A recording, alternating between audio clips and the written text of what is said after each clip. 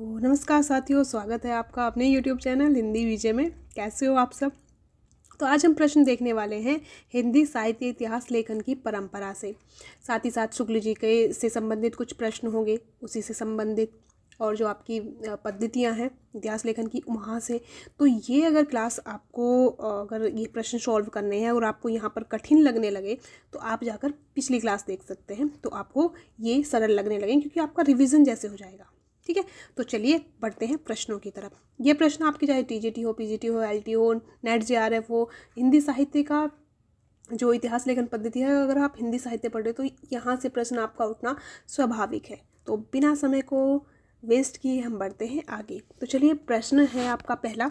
अब यहाँ पर आप कॉपी और पेन लेके बैठ जाइएगा और आप कितने आपने सही किए ये आप देखते रहिएगा और जो विशेष तथ्य है वो लिखते चलिए जाइएगा। ठीक है, प्रश्न है हिंदी साहित्य के इतिहास लेखन की परंपरा का आरंभ किस ग्रंथ से माना जाता है। ए भक्तमाल, बी इस्तवार दलाल इंदु ये हिंदुस्तानी, सी शिव सिंह सरोज या डी मिश्र बंधु विनोद। हिंदी साहित्य के इतिहास लेखन की परंपरा का आरंभ किस ग्रंथ से माना जाता है। तो जो बता रहे हैं बी इस्तवार दलाल इंदु ये हिंदुस्तानी बिल्कुल सही है। ये बिल्कुल सही ग्रंथ है क्योंकि 19वीं शताब्दी में ये लिखा गया था और इसे ही हिंदी साहित्य का व्यवस्थित इतिहास माना जा सकता है। अब आप बोल रहे हैं भक्तमाल भी है, लेकिन नहीं, भक्तमाल सिर्फ कवियों का के बारे में विवरण देना है, जैसे कि सिर्फ कवियों का विवरण मात्र दिया है। कवि के परिचय यहाँ पर सिर्फ देखने को मिलते हैं कि ये कवि थे उस समय पर भक्ति काल में। तो ये भक्ति काल की रचना है, लेकिन ये हिंदी साहित्य का इतिहास नहीं है। और शिव सिंह सरोज और मिश्र बंधु विनोद ये तो इसके बाद के हैं। ठीक है, तो यहाँ पर आपका सही होगा इस्तवार दलाल इंदु ये हिंदुस्तानी। अगला प्रश्न है भक्तमाल के रचयिता कौन है। ए नाभादास, बी गोकुलनाथ, सी तुलसीदास या डी सूरदास। भक्तमाल के रचयिता कौन है। तो सरल सा प्रश्न है, भक्तमाल के रचयिता कौन है, नाभादास जी हैं। और भक्तमाल जो है नाभादास जी की ये प्रसिद्ध कृति है। इसमें क्या है, भक्तों के जीवन व्रतों का ये संकलन है। गोकुलनाथ जी ने भी 2 रचनाएं लिखी थी, 84 वैष्णवन की वार्ता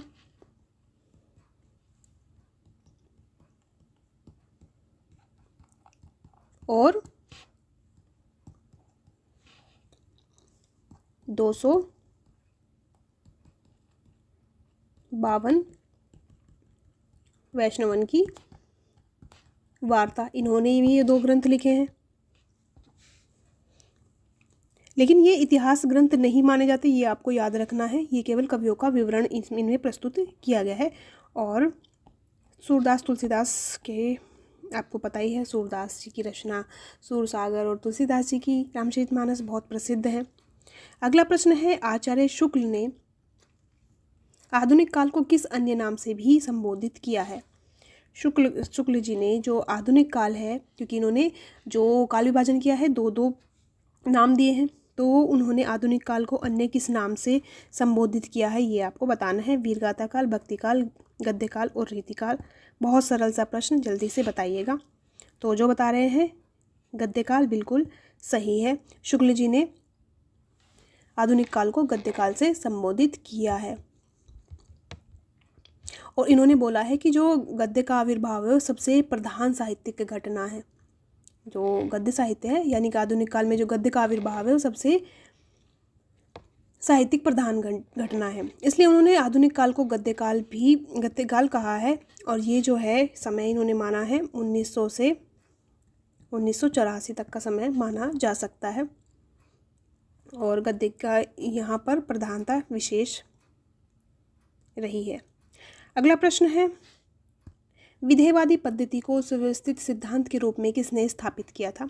विधेयवादी पद्धति है, इसको सुव्यवस्थित रूप से किसने स्थापित किया है। ए रामचंद्र शुक्ल, बी तेन, सी हीगल या डी ग्रियर्सन।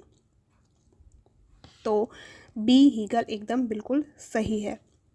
तेन जो थे ये फ्रेंच विद्वान थे और इन्होंने इस पद्धति को 3 शब्दों में बताया था। कौन कौन से, जाति, वातावरण और तीसरा क्षण विशेष। इस रूप में परिभाषित किया है। और शुक्ल जी जो थे इन्होंने प्रथम मतलब सर्वप्रथम हिंदी में प्रयोग किया था इसे। अगला प्रश्न है, मिश्रबंधु विनोद को आचार्य रामचंद्र शुक्ल ने क्या कहा था? मिश्रबंधु विनोद को आचार्य रामचंद्र शुक्ल ने क्या कहा था? ए छोटा कवि विवृत संग्रह, बी प्रकांड कवि विवृत संग्रह, सी साधारण कवि विवृत संग्रह, या डी आदर्श इतिहास ग्रंथ। और यहाँ से प्रश्न पूछा जाता है कि इन्होंने क्या नाम है, शुक्ल जी ने किन कवियों को विवृत संग्रह कहा और किस प्रकार से संबोधित किया है।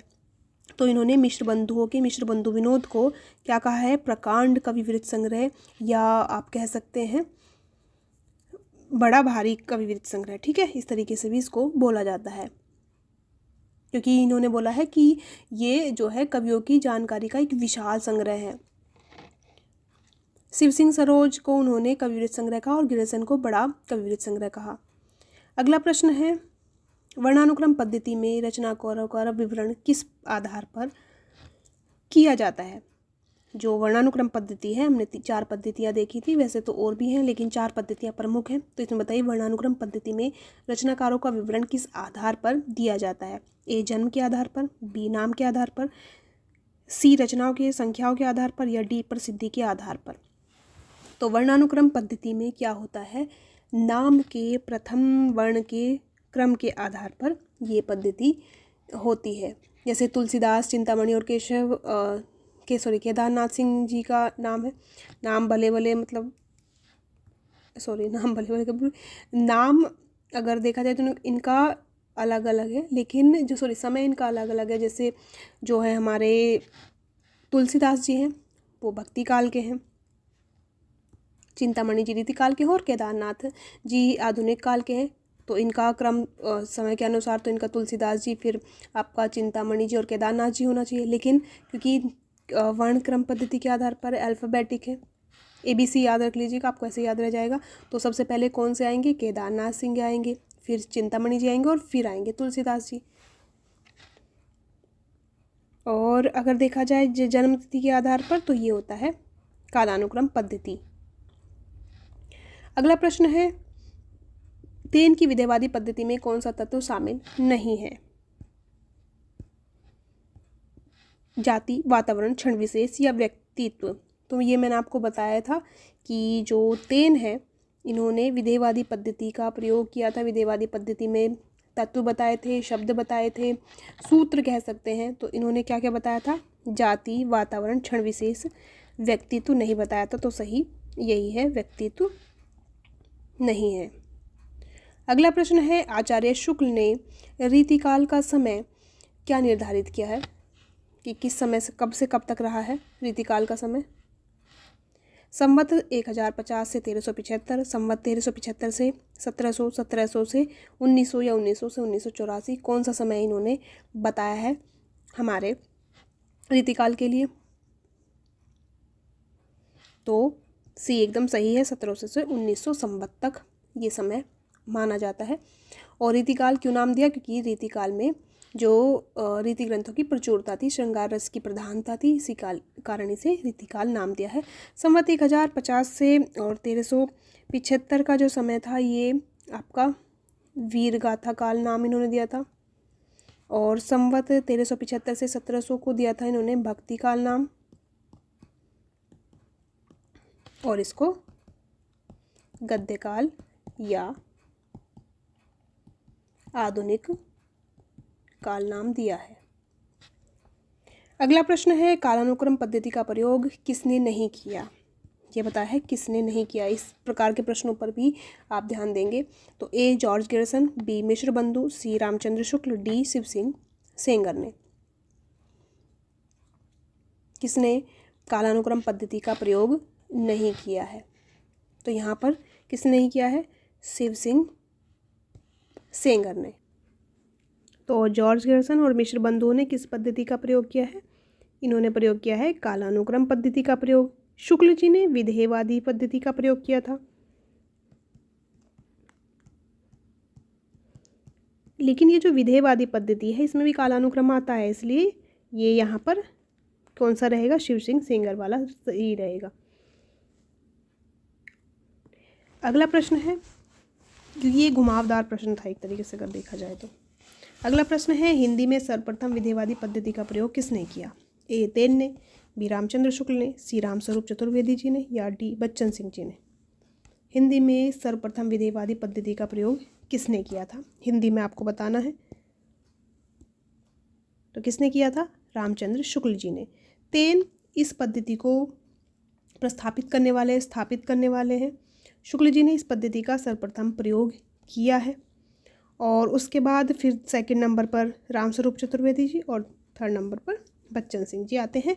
अगर ये पूछा जाए विधेयवादी पद्धति का प्रयोग किसने किया है, तो ये तीनों आएंगे, रामस्वरूप चतुर्वेदी जी, बच्चन सिंह भी जी और तेन भी आएंगे, क्योंकि उन्होंने भी इस पद्धति का स्थापित किया तो प्रयोग भी किया होगा। तो तीनों में अगर नहीं हिंदी साहित्य में, तो ये तीनों ही आएंगे। ठीक है, प्रश्न का प्रारूप कैसे कैसे बदल सकता है ये भी हमें ध्यान रखते हुए चलना है। अगला प्रश्न है, साहित्य इतिहास का दर्शन इस ग्रंथ के लेखक कौन है? साहित्य इतिहास दर्शन के लेखक कौन है? ए रामचंद्र शुक्ल जी, बी नलिन विलोचन शर्मा जी, सी मैनेजर पांडे, या डी हजारी प्रसाद द्विवेदी जी। तो साहित्य इतिहास दर्शन के जो लेखक हैं वो हैं नलिन विलोचन शर्मा जी, और इन्होंने साहित्य इतिहास दर्शन पर ये जो केंद्रित पुस्तक लिखी है। अगला प्रश्न है, आचार्य शुक्ल ने काल विभाजन और नामकरण किन आधारों पर नहीं किया? ए विशेष ढंग की रचनाओं की प्रचुरता के आधार पर, बी रचनाओं के स्वरूप के आधार पर, सी ग्रंथों की प्रसिद्धि के आधार पर, या डी कवियों की जाति के आधार पर। किस आधार पर जो है शुक्ल जी ने नामकरण नहीं किया है? तो विशेष ढंग की रचनाओं की प्रचुरता इस पे किया है, रचनाओं के स्वरूप पर किया है, ग्रंथों की प्रसिद्धि के आधार पर, दो रूप तो यही माने गए हैं, और कवियों की जाति के आधार पर ये नहीं किया है, इसलिए ये सही है। ठीक है, अगला प्रश्न है, निम्नलिखित में से कौन सा कथन सही नहीं है? ए भक्तमाल को इतिहास ग्रंथ नहीं माना जाता, बी वर्णानुक्रम पद्धति शब्दकोश लेखन जैसी है, सी कालानुक्रम पद्धति में विधेयवादी तत्व नहीं होते, या फिर डी वैज्ञानिक पद्धति व्याख्या और विश्लेषण पर बल देती है। कौन सा कथन सही नहीं है ये आपको बताना है। तो जो है वैज्ञानिक पद्धति व्याख्या और विश्लेषण पर बल देती है, जो कि बिल्कुल गलत है, क्योंकि ये वस्तुनिष्ठ है और इसमें जो जैसी चीज़ें हैं वही देती हैं, विश्लेषण और व्याख्या नहीं की जाती है। ठीक है, भक्तमाल को इतिहास ग्रंथ नहीं माना जाता है, बिल्कुल नहीं माना जाता है, इतिहास ग्रंथ नहीं माना जाता है, इसमें कवियों का परिचयात्मक विवरण है। कालानुक्रम पद्धति शब्दकोश जैसी है, बिल्कुल सही है। कालानुक्रम पद्धति में विधेयवादी तत्व नहीं होते, तो इसमें नहीं होते हैं कालानुक्रम पद्धति में, बिल्कुल ये सब सही है, तो ये गलत है, इसी कारण ये सही है। अगला प्रश्न है, प्रत्येक देश का साहित्य वहाँ की जनता की चित्तवृत्तियों का संचित प्रतिबिंब होता है, यह कथन किसका है? महत्वपूर्ण कथन है, किसका है बताना है। ए तेन, बी रामचंद्र शुक्ल, सी रामस्वरूप चतुर्वेदी, डी हीगल। किसका ये कथन है ये बताना है। तो ये किसका कथन है? रामचंद्र शुक्ल जी का, आचार्य रामचंद्र शुक्ल जी का ये कथन है। अगला प्रश्न है, साहित्य दर्शन के जनक के रूप में कौन सा युग्म सही है, ये आपको बताना है। क्लिंगवुड, विको, प्रोफेसर वोल्टेयर। क्लिंगवुड ने वोल्टेयर को और प्रोफेसर वॉल्ट ने विको को बताया। क्लिंगवुड हीगल और प्रोफेसर वोल्टेयर ने तेन को बताया। क्लिंगवुड ने तेन और प्रोफेसर वोल्टेयर ने हीगल को बताया। तो कौन सा युग्म सही है ये आपको बताना है। तो जो है बी आपका बिल्कुल सही है, क्योंकि क्लिंगवुड के अनुसार जो है वोल्टेयर इतिहास दर्शन के जनक माने जाते हैं, और सामान्य रूप से भी अगर देखा जाए तो यही माने जाते हैं। और प्रोफेसर वोल्टेयर ने विको को बताया है, जो इटली के दार्शनिक थे, ये इनको बताया है।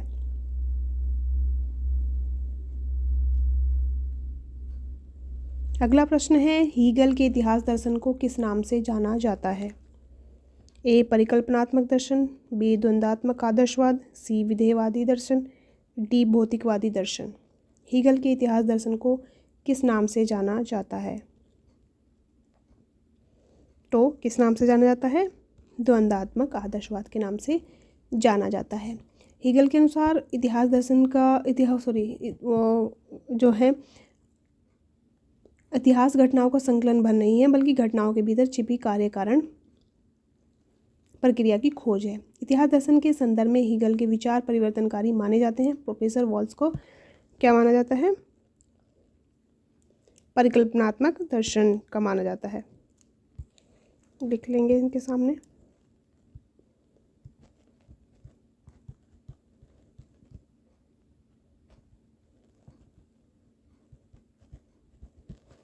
अगला प्रश्न है, आचार्य शुक्ल के ने आधुनिक काल में सबसे प्रधान साहित्यिक घटना किसे माना है?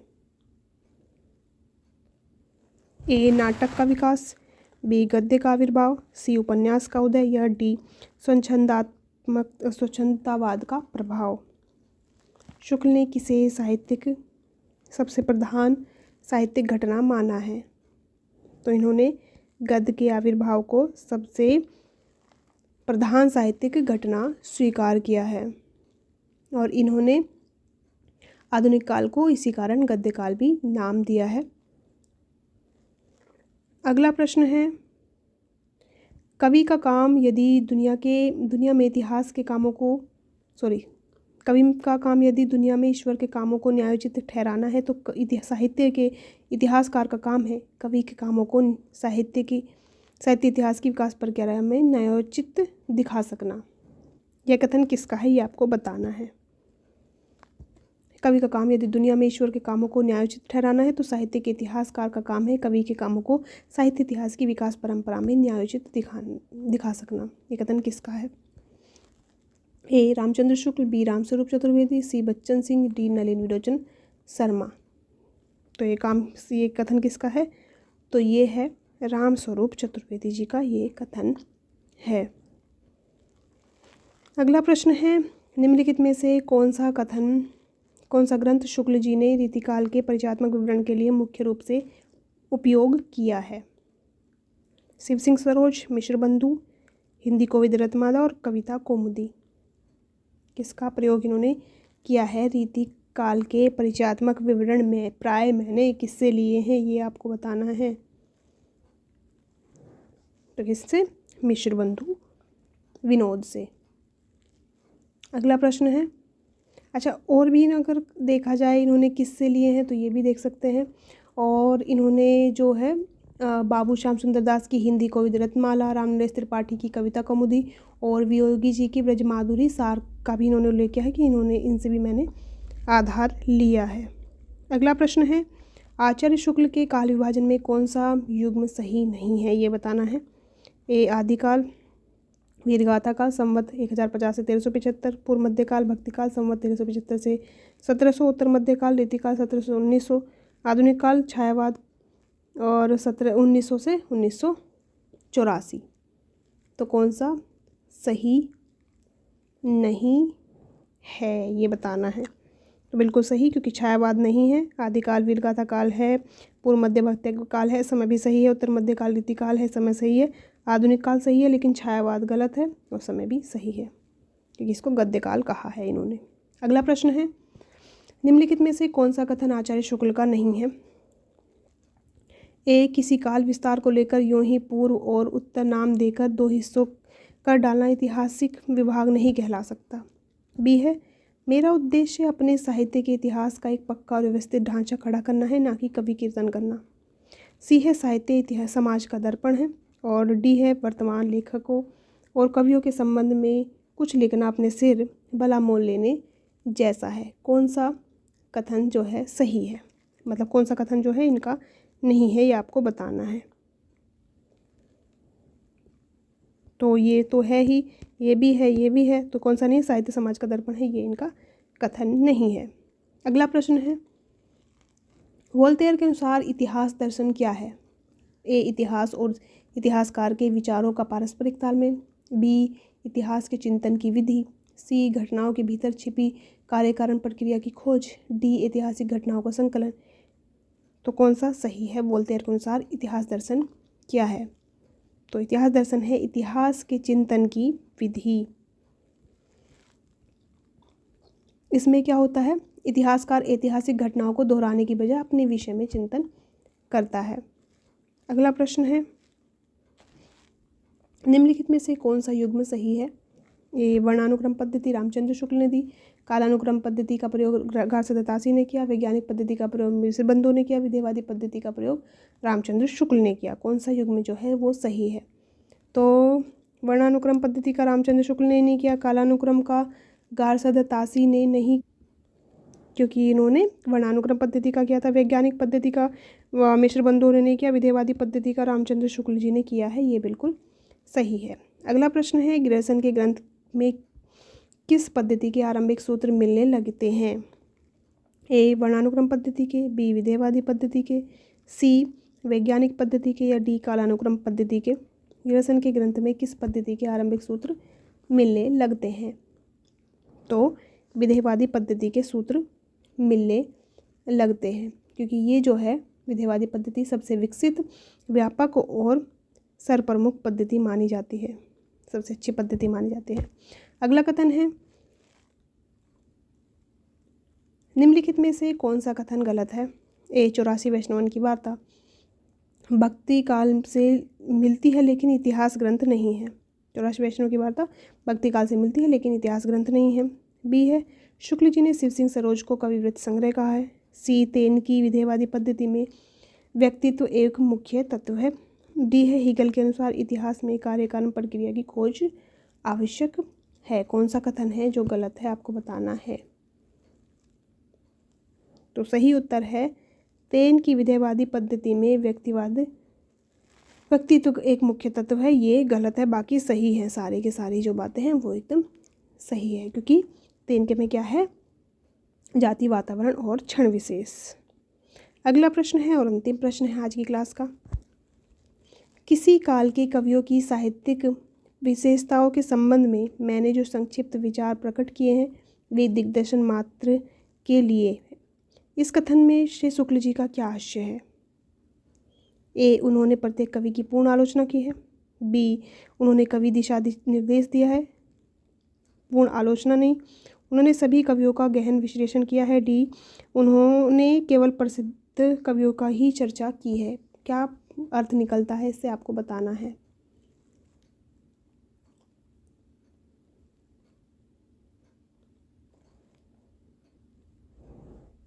तो उन्होंने केवल दिशा निर्देश दिए हैं, पूर्ण आलोचना नहीं की है। ये इस तरीके का कथन ये बताना चाह रहे हैं।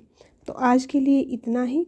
कैसी लगी क्लास ज़रूर बताइएगा, और अगर आपको ये क्लास में कोई प्रश्न कठिन लगा तो पिछली वाली जो हमारी क्लास है, यानी कि जो इसका विश्लेषण है, वो आप देख लीजिएगा, जिससे कि आपका रिवीजन हो जाएगा। उसको देख कर आएंगे तो आपको ये सही लगेगा, सरल लगेगा, आपको बिल्कुल भी परेशानी नहीं होगी।